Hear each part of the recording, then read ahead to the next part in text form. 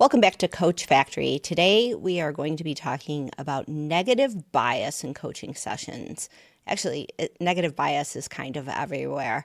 Now, as a coach, your job is to help your client get from point A to point B. They have a goal, they need outcomes, and your job is to help them create the resilience that they need in order to get to where they want to go, to solve the problem that they have, to obtain the aspiration that they have in their mind, whether it is millions of dollars in the bank, losing weight, having a better relationship with their spouse, with their children, whatever they are trying to do, however you serve them, negative bias shows up.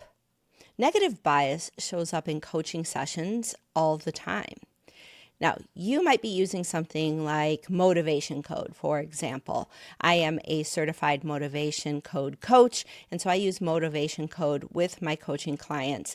And one of the things motivation code does is it ranks 32 motivations. It's based on 60 years of motivational research. It's a really cool report. There's a coupon code down below where you can get your own motivation code report.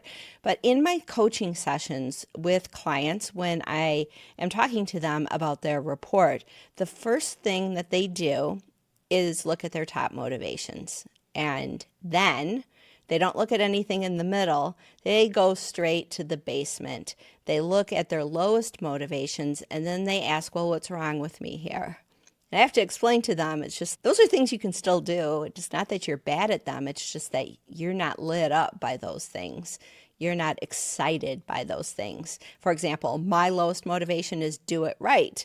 And if somebody is nitpicking me and the only job is it has to be done right, it has to be done my way, I'm done. I have a larger vision.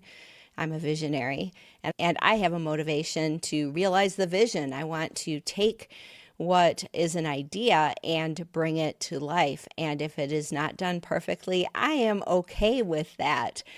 Doesn't mean that I don't try to do it right. Doing it right has its place in realizing the vision, but doing it right doesn't oh my gosh, I did it right. That doesn't do anything for me. So I have to help people understand that something that might look like it's a negative is actually a positive. That reframing of the understanding of what a report is saying to them is critically important for them to fully understand who they are. But this happens all of the time in coaching sessions. Here's the problem. Our brains are naturally wired to look for threats, to prepare against a perceived fear of something happening in the future. We tend to look for our shortcomings so we can fix them. We often have an inner dialogue that is full of self-criticism.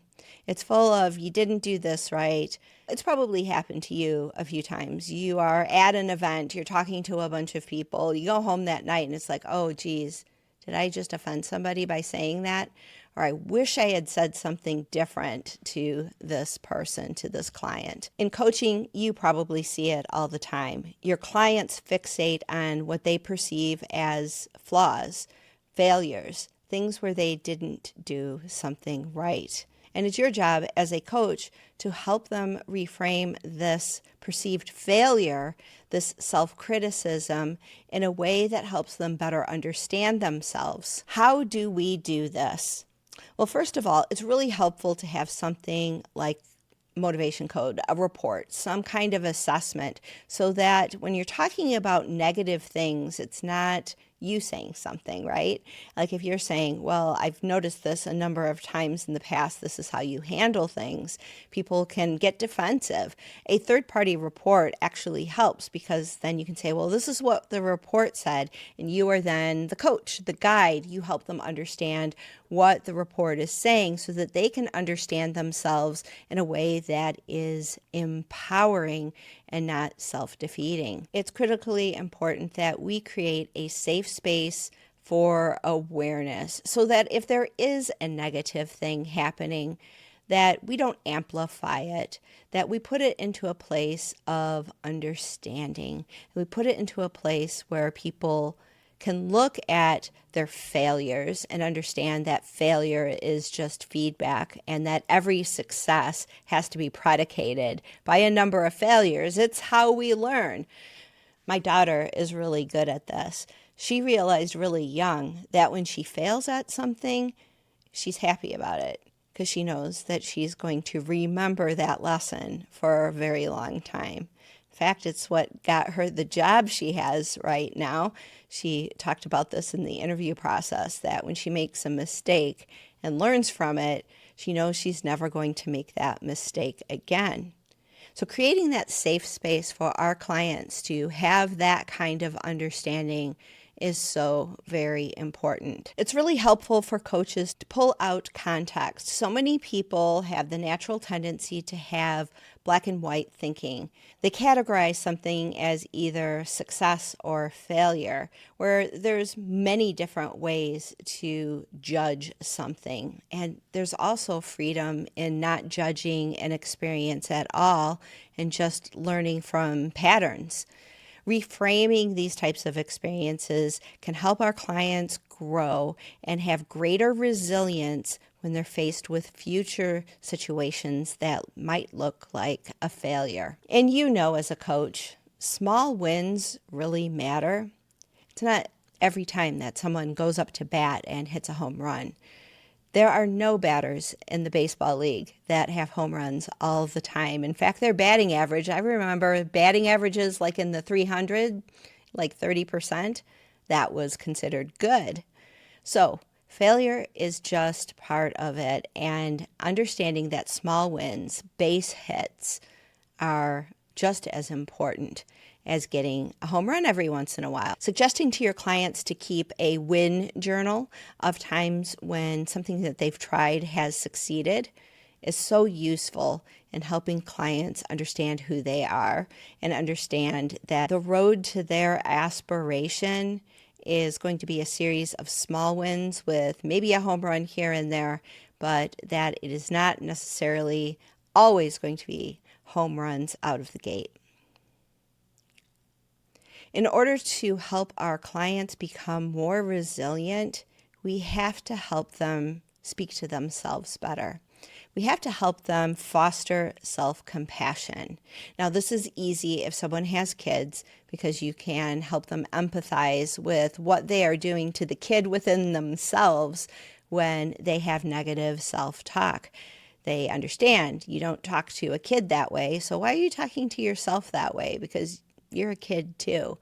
We often can be our own worst enemies in how we speak to ourselves. So overcoming this negative bias with our clients can be very, very useful. Motivation code is really helpful for people who are trying to overcome negative bias because everything in the report is supportive of motivation. It's not necessarily your personality is broken and you can't do the thing that you're trying to do. Anyone can do what you're trying to do, but maybe you're trying to go at it as an optimizer and you need to go at it as an achiever. Leaning into your motivation is going to help you get there so much faster. It helps people get out of their negative bias where they start wondering what is wrong with them and they can't get to where it is that they're trying to go. Setbacks really are growth opportunities. They might seem like a detour, but maybe it's something that you need in the future in order to be even more successful than you thought you wanted to be. Maybe you're a fitness coach and your client's goal is to just get into the dress for the wedding, but maybe they find along the way that they really enjoy lifting weights. They love how it feels, and maybe they end up being a bodybuilder and doing competitive bodybuilding. This setback that they've experienced of not being able to fit into the dress for their wedding might actually lead them on a very fulfilling journey that they never saw before. But they needed the failure in order to realize where it was that they really wanted to go. Any transformation that your clients are going through is going to start with mindset. It's going to start with how they talk to themselves, and it's going to start with fostering resilience. There is no one out there who is successful at everything all the time. Everyone fails. In fact, life is a series of failures and possibly some successes along the way. You've heard the stories. They're the stories that resonate. Stories like J.K. Rowling, who was unemployed with kids and sitting in a cafe writing some of the most popular books that the world has ever known. These kinds of stories give us hope that no matter where we are in our life, no matter what failure, no matter what negativity we are telling ourselves, there's always an opportunity with the right mindset to completely transform our lives and experience something beyond our wildest dreams. I hope this discussion was helpful for dealing with negative bias with your clients. We see it all the time as coaches. Overcoming negative bias might be some of the easiest work that I do because I see the brilliance in everyone. But it's important to realize that it is a huge part of people's psychology. It's very easy for me to see the positivity in someone else where I'm trying to figure out what's wrong with me. Our clients are just like that. You might be like that too. It's up to us to support each other, to give each other the resilience we need to achieve what it is that we desire. How do you overcome negative bias with your clients? I'd love to hear from you. Drop a comment down below, and we'll see you next time on Coach Factory.